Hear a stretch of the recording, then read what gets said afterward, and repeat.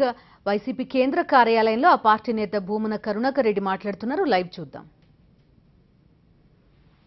Auto డ్రైవర్లకంతా కూడా వడ్డీ లేనటువంటి రుణాలు కల్పించి వాళ్ళకందరికీ కూడా వాహన సౌకర్యం కల్పిస్తామని వాళ్ళ కొనుగోళ్లకు చేస్తామని చేసినటువంటి వాగ్దానాన్ని భంగపరిచినందుకు ఒక్క ఆటో గాని ఒక్క టాక్సీ గాని కొనివ్వకుండా ఇప్పటి వరకు చంద్రబాబు ఎన్నికల హామీని నెరవేర్చనందుకు రాష్ట్రంలో ఉన్నటువంటి టాక్సీ ఆటో డ్రైవర్లంతా కూడా ఎదిరించవలసినటువంటి అవసరం ఉన్నది. టాక్సీ డ్రైవర్లారా, ఆటో డ్రైవర్లారా ఏకం కండి. మీరెవ్వరూ కూడా ఎన్నికలలో మాకు ఈ హామీని ఇవ్వమని అడగల. మెవ్వరూ అడగకపోయినా ఇచ్చినటువంటి ఈ హామీలను అమలు పరచటం కోసమని అధికారంలోకి వచ్చి హామీలను మర్చిపోయిన చంద్రబాబు మీద తిరగబడవలసినటువంటి అవసరం ఒక ప్రజాస్వామ్య హక్కు. ఈ హక్కు స్వాతంత్ర సంగ్రామం మనకిచ్చినటువంటి సాంస్కృతిక వారసత్వం. ఆ వారసత్వాన్ని కొనసాగిద్దాం. ప్రభుత్వం ఇచ్చినటువంటి తెలుగుదేశం పార్టీ చేసినటువంటి ఎన్నికల హామీలను నెరవేర్చనందుకు వాళ్ళ మీద ఖచ్చితంగా ఉద్యమాలు చేయమని వైఎస్ఆర్ కాంగ్రెస్ పార్టీ పిలుపిస్తున్నది. కళాశాల విద్యార్థులకందరికీ కూడా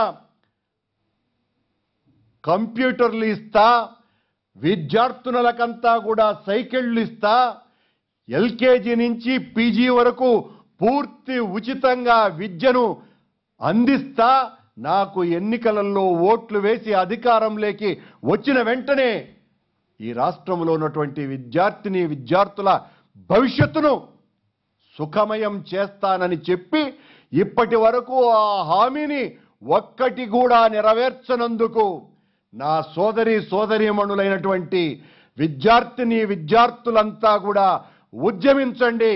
ఒకప్పుడు విద్యార్థి సంఘం అంటేనే ప్రభుత్వాలు గడగడ వణికిపోయాయి. ఈ చంద్రబాబు నాయుడు కారణంగానే విద్యార్థులకు సంఘ ఎన్నికలు కూడా లేకుండా చేశారు. కానీ ఎన్నికల హామీని నెరవేర్చనందుకు మీరందరూ కూడా ఒక్కటై ఈ ప్రభుత్వం మీద తిరగబడవలసినటువంటి అవసరాన్ని నొక్కి చెబుతూ మీకు అండదండగా వైఎస్ఆర్ కాంగ్రెస్ పార్టీ ఉంటుందని తెలియజేస్తున్నా. ఈ రాష్ట్రంలో ఉన్నటువంటి నిరుద్యోగ యువతకంతా కూడా 100కి 100 పాళ్ళు ఉద్యోగ అవకాశాలు కల్పిస్తా, ఉద్యోగం ఇచ్చేంత వరకు 2000 రూపాయల జీవన భృతిని ఇస్తాను అని ఎన్నికలలో నిరుద్యోగ యువతకు చేసినటువంటి వాగ్దానం ఇప్పటి వరకు నెరవేర్చనందుకు నిరుద్యోగ యువత మేలుకోండి, ఒక్కటవ్వండి, పోరాడండి. పోరాడితే పోయేదేమీ లేదు, వచ్చేదే ఉంటుంది. కనుక ఒక్కటై మీరందరూ కూడా ఈ రోజున కాపు జాతి ఏ రకంగా అయితే ఒక్కటై తిరగబడుతోందో మీరు కూడా అలాగే ఎన్నికల హామీని నెరవేర్చనందుకు చంద్రబాబు ప్రభుత్వాన్ని ధిక్కరించండి. మీకు వైఎస్ఆర్ కాంగ్రెస్ పార్టీ అండగా నిలబడుతుందని తెలియజేస్తున్నా. అలాగే అన్ని గిరిజనులకు, దళితులకు, బ్రాహ్మణులకు 500 కోట్ల రూపాయల స్థిరీకరణ నిధి ఏర్పాటు చేస్తానని కేవలం 5 కోట్ల రూపాయలు మాత్రమే ఇచ్చినందుకు బ్రాహ్మణ జాతి అంతా కూడా తిరగబడవలసినటువంటి అవసరం ఉంది.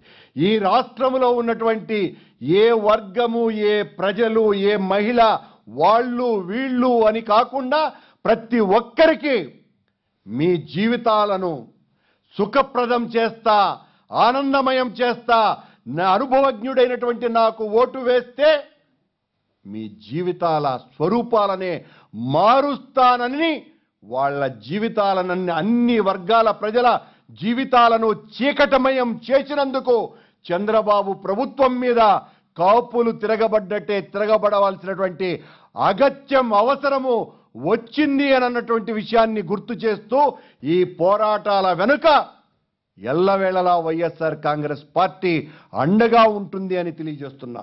ఆనాడు ముఖ్యమంత్రిగా రాజశేఖర్ రెడ్డి గారు ఉన్నప్పుడు మందకృష్ణ మాదిగ గారు చిన్నపిల్లలు ఆపరేషన్లు చేసుకోకుండా గుండెల బాధలతో బాధపడుతున్నటువంటి వాళ్ళందరూ ట్యాంకు బండి మీద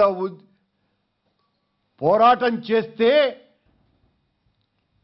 చంద్రబాబు గారి లాగా రాజశేఖర్ రెడ్డి గారు వెనుకకు పోలా, మా మేనిఫెస్టోలో ఇలాంటివి పెట్టలేదేనని పక్కకు తప్పుకోలా, ప్రజల అవసరాలను గుర్తించి ఎన్నికల మేనిఫెస్టోలో రాజశేఖర్ రెడ్డి గారు ఇవ్వకపోయినా వెంటనే ఆ గుండె ఆపరేషన్ల యొక్క అవసరాన్ని గుర్తించి ఆరోగ్యశ్రీని తీసుకువచ్చినటువంటి సందర్భాన్ని తెలియజేస్తున్నా.